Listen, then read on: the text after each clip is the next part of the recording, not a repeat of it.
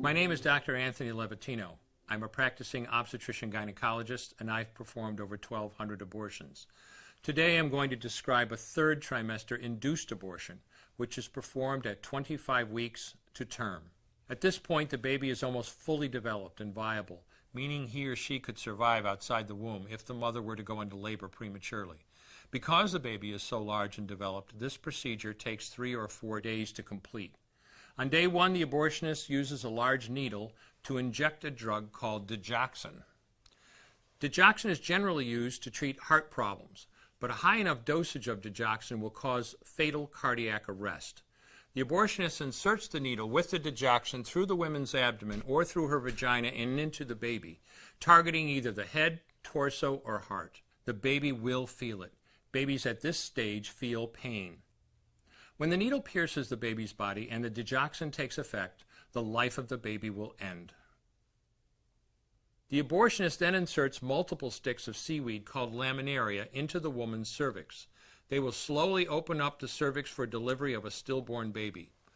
While the woman waits for the laminaria to dilate her cervix, she carries her dead baby inside of her for 2 to 3 days.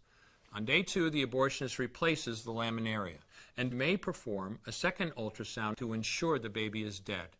If the child is still alive, he administers another lethal dose of digoxin. The woman then goes back to where she is staying while her cervix continues to dilate. If she goes into labor and is unable to make it to the clinic in time, she will give birth at home or in a hotel. In this case, she may be advised to deliver her baby into a bathroom toilet. The abortionist then comes to remove the baby and clean up. If she can make it to the clinic, she will do so during her severest contractions and deliver her dead son or daughter.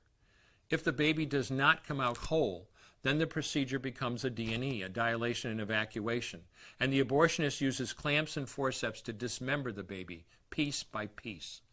Once the placenta and all the body parts have been removed, the abortion is complete.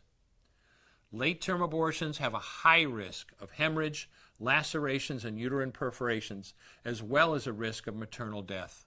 Future pregnancies are also at a greater risk for loss or premature delivery due to abortion-related trauma and injury to the cervix. As I mentioned at the beginning, I'm Dr. Anthony Levatino, and in the early part of my career as an OBGYN, I performed over 1,200 abortions. One day, after completing one of those abortions, I looked at the remains of a preborn child whose life I had ended, and all I could see was someone's son or daughter. I came to realize that killing a baby at any stage of pregnancy for any reason is wrong. I want you to know today, no matter where you're at or what you've done, you can change. Make a decision today to protect the preborn. Thank you for your time. I will no longer do any more abortions. When you finally figure out that killing a baby that big for money is wrong, that it doesn't take you too long to figure out it doesn't matter if the baby is this big or this big or this big or maybe even this big, it's all the same. And I haven't done any since then, and I never will.